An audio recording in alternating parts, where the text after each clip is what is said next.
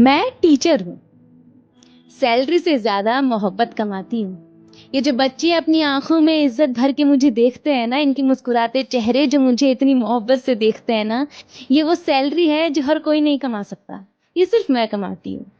ये प्यार से आकर मुझसे बहुत कुछ पूछते हैं, ये अपनी इंस्पिरेशन की तरह मुझे देखते हैं। इन्हें बस ऐसा लगता है कि दुनिया में अगर कोई बेस्ट है तो वो मैं हूँ। इनके प्यार भरे कार्ड और इनके हाथों के बने ये खूबसूरत तोहफ़े, ये देते हुए ऐसे शर्मा से रहे होते हैं। ऐसा लगता है कि मानो दुनिया की सबसे खूबसूरत दौलत मेरे ही पास है। जब पीटीएम होती है तो कई पेरेंट्स आते हैं और अपने बच्चों की जिम्मेदारी पूरी यकीन के साथ मुझे दे जाते हैं। ये वो ऐसा लम्हा होता है जब खुद पर गुरूर होता है और एक बार फिर लगता है जिंदगी में सही फैसला किया है। टीचर बनना हर एक के बस की बात नहीं होती। ये वो इज्जत है जो हर कोई नहीं कमा पाता।